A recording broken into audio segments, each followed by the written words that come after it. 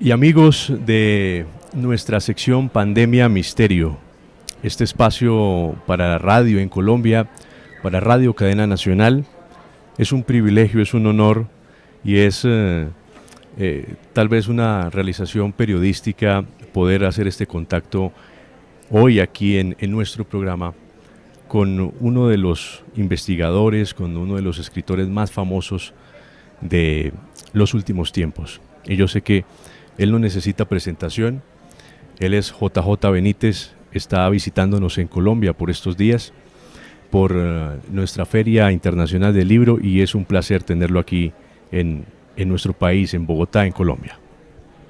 Pues muy bien, es siempre muy agradable, ¿no?, volver a Colombia, aunque está muy lejos, pero es muy agradable. Hacía creo que 2-3 años que no venía por acá con el tema de la pandemia, ¿no? Pero siempre es muy gratificante. Juanjo, yo era un niño, un adolescente, tenía algo 12 años, cuando en un mercado de pulgas, a un mercado de pulgas le decimos a un mercado de antigüedades aquí en Colombia, me encontré este libro y me cambió la vida.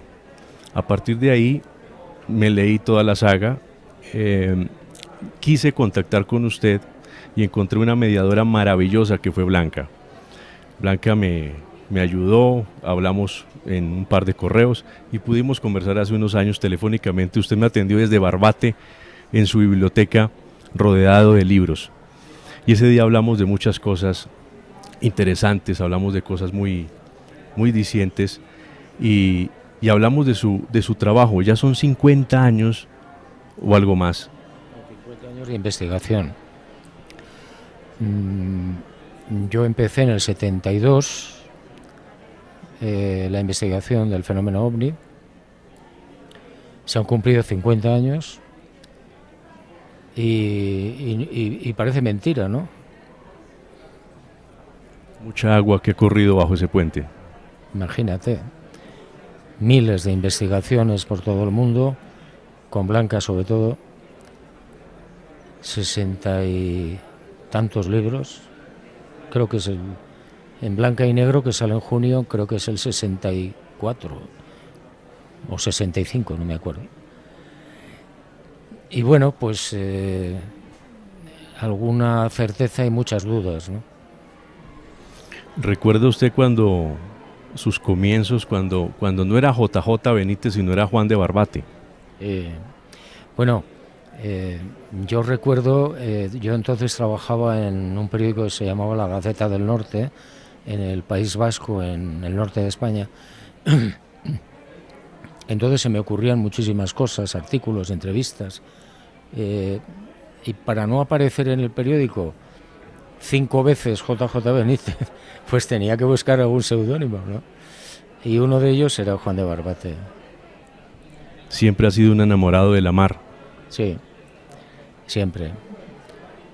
Desde muy niño, yo tenía 3 años cuando mi padre me llevó a una de las playas de Barbate, a la Hierbabuena, y muy serio me dijo: esta es la mar. Y yo me enamoré.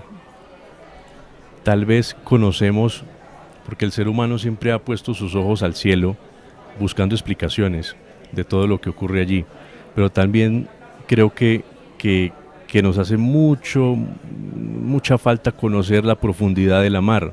Hay muchos misterios allí que el ser humano todavía no tiene respuesta. Sí, la mar es la fuente de la vida desde el principio y no está ahí por casualidad. Es decir, es una prisionera que nos ayuda, fíjate, a soñar con la libertad, ¿no? Y que la gente no tiene demasiada idea ni concepto de lo que representa, de lo que es, de lo que significa y de lo que significará. Juanjo, desde muy pequeño tú fuiste enamorado de las estrellas. Sí, yo me acuerdo que cuando era un niño yo iba los veranos a Barbate a veranear y teníamos allí una cuadrilla de amigos, 8 años, 9 o 7, no me acuerdo. y nos sentábamos por la noche en la puerta de una de las casas y nos dedicábamos a contar estrellas. Yo nunca pasé de 800, pero daba lugar a conversaciones, ¿no? Entre nosotros hablábamos, oye, ¿habrá vida ahí? ¿Habrá gente? Bueno, aquello me acuerdo, qué conversaciones, ¿no? Que parecían premonitorias. En una conversación, en la conversación que hice referencia en la introducción, recuerdo que usted me contó de una experiencia que no fue consciente hasta cuando tuvo una regresión de un encuentro con un ser, con una escafandra. Cuénteme más de esa experiencia, si de pronto usted ahondó o simplemente fue algo anecdótico de ese momento, pero o quiso saber más. Yo tenía, eso fue en mayo del año 52, iba a cumplir 6 años en septiembre, y yo me acuerdo que fui con mis padres a un pueblecito, una aldea que se llama Urdax, que está en el norte de España, muy cerca de los Pirineos y de Francia. Y bueno, yo salí un día del cuartel donde nos alojábamos, que era el cuartel de la Guardia Civil, donde habíamos ido a alojarnos porque uno de los guardias era amigo de mi padre, ¿no? Y salí a jugar a un río pequeño que pasa por allí, ¿no? Y de repente se echó encima una niebla muy espesa. Yo me puse de pie, medio me asusté, no entendía muy bien qué estaba pasando, y recuerdo que desaparecí durante 3 horas. Aparecí en el pueblo, que está como a 300 metros, estaba a 300 metros, en el interior de una casa que yo no conocía, todo el mundo buscándome. Mi padre me echó una bronca impresionante y ahí se quedó la historia. Es decir, yo nunca entendí qué había pasado. Es decir, a ver, si yo estoy en el río, ahí en la orilla del río, ¿cómo aparezco en el pueblo, en una casa, 3 horas después, todo el mundo buscándome? 40 años después, en un viaje que yo hago a Estados Unidos, coincido con una médico experta en hipnosis y sale el tema. Y ella me dice, ¿tú quieres que yo te haga una regresión? Digo, bueno.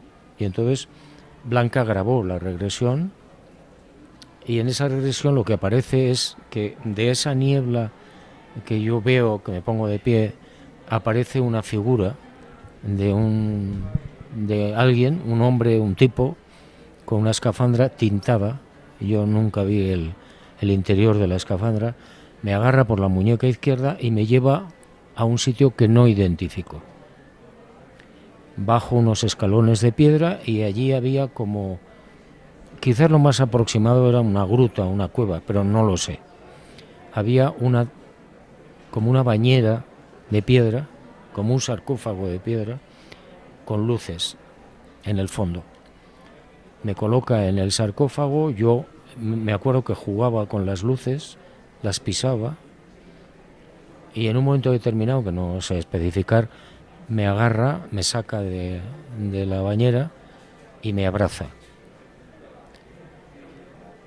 Y me deja otra vez en el río.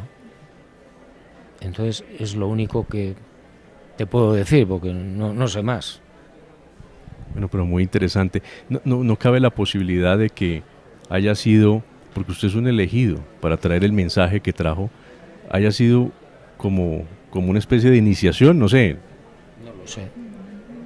No lo sé. Quizás, si es cierto que yo me he dedicado a abrir la mente de las personas, y es verdad, durante mucho tiempo, con muchos libros, etcétera, etcétera, pues no cabe duda de que alguien, no sé qué palabra utilizar, me estaba controlando, entre comillas, o preparando.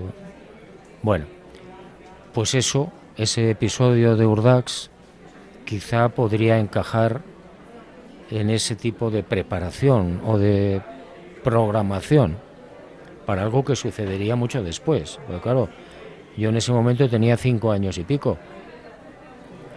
Yo hasta el año 72, es decir, fíjate, 20 años después, es cuando empiezo.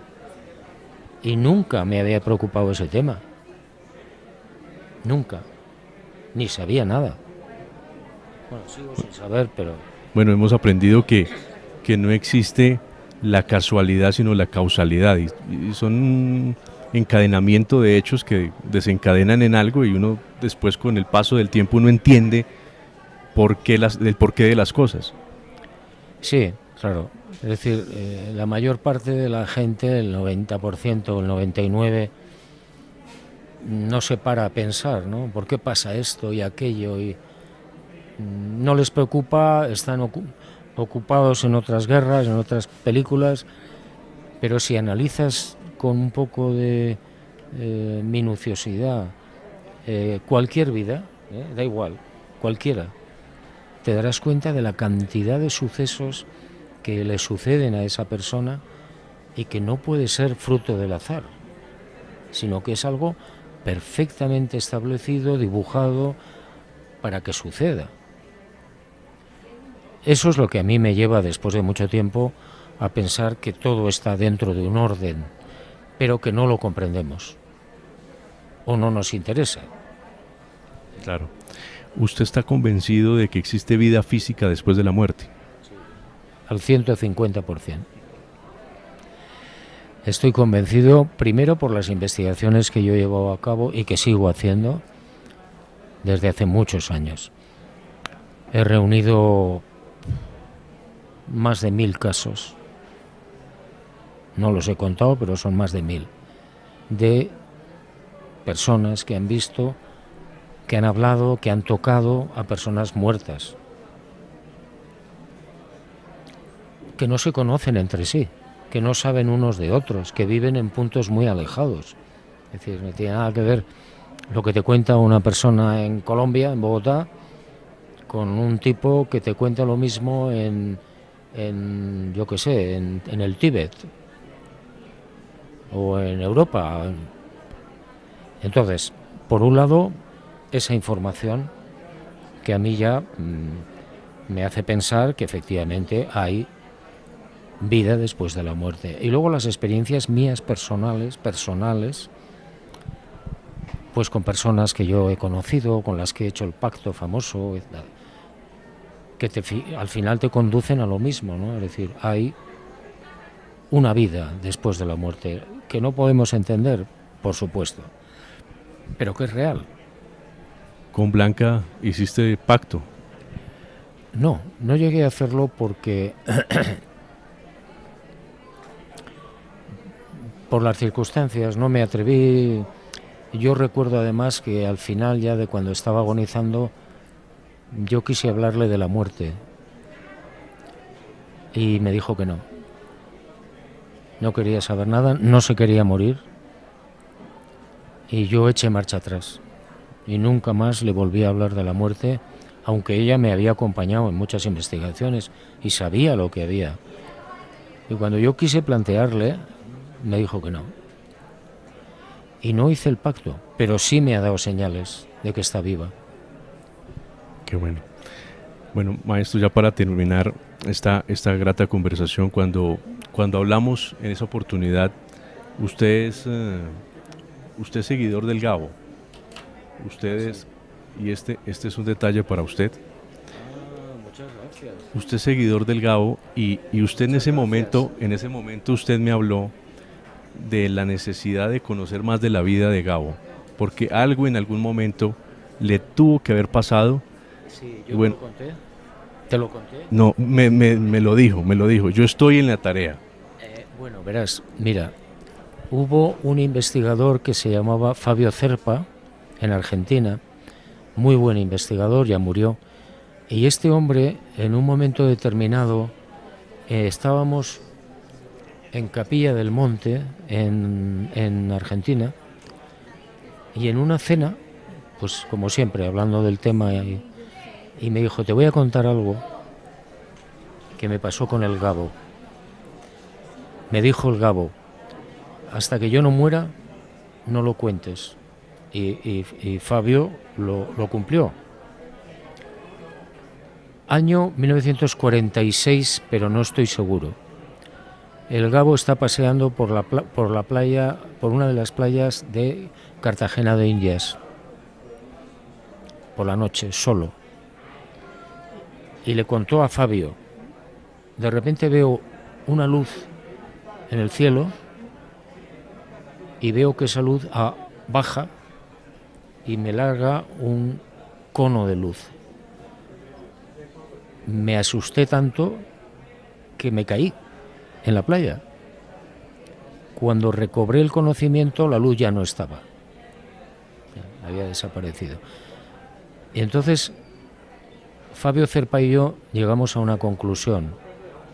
No sabemos cuánto tiempo estuvo desvanecido el Gabo. Pero es curioso que a partir de esas fechas él empieza con sus grandes libros. Y claro, no es seguro, pero es una sospecha. ¿Qué le pasó al Gabo? ¿Lo metieron en la nave? Y si lo metieron en la nave, ¿qué le hicieron? ¿Lo programaron? ¿Qué pasó? Esa es una historia que él me contó hace ya tiempo, ¿eh? Y Fabio murió en el 19, si no recuerdo mal, o en el 18, no me acuerdo ahora. Y me dijo, cuando yo muera, si quieres, públicalo.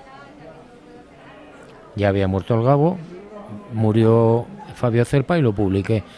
Pero no ha salido a la luz todavía, si no recuerdo mal, porque en mis primos creo que no está. Creo que es algún libro que se va a publicar, que está escrito. Y a mí aquello me impresionó mucho, porque el Gabo no tenía por qué montar esa historia ni inventarse nada. Y le pidió a Fabio que no se supiera. Y hay episodios sumamente extraños en el que Gabo era sonámbulo y despertaba, se acostaba en un lugar, despertaba en otro y sufría de pesadillas, y en las pesadillas a veces le dictaban los personajes. Eso está, los amigos aquí en Colombia saben de eso. Y yo no, estoy en publicarlo. Deberías escribir eso. Sobre todo sabiendo lo del 46, que no estoy seguro, y Fabio tampoco recordaba bien porque no tomó ni notas. Fabio me dijo, coincidimos no me acuerdo si fue en Cali o en Medellín, no me acuerdo en qué sitio, coincidió con el Gabo. Fabio Cerpa tenía una representación teatral donde hablaba del tema OVNI, proyectaba diapositivas, y asistió el Gabo. Y se fueron a cenar. Y ahí es donde el Gabo, a título personal, le cuenta a Fabio Cerpa lo de la playa. Qué interesante. Algo le pasó allí. Bueno, si usted me lo autoriza, maestro, parte de mi investigación yo se la quisiera compartir en el momento que ya la tenga. Por supuesto, me encantaría. Con Iván he tenido cierta comunicación, con tu hijo. Sí. Entonces a través de él podría... Que es la que lleva ahora mi correo electrónico. Bueno, correo electrónico de Blanca. Blanca.ro, que tú lo tienes, @gmail.com. Ahora lo lleva Lara, que es una hija mía. Perfecto. O sea, que si quieres ponerte en contacto, le envías el correo y ella me lo pasa. Maestro, siempre ha sido un placer y es un honor. Espero que disfrute el libro. Suerte.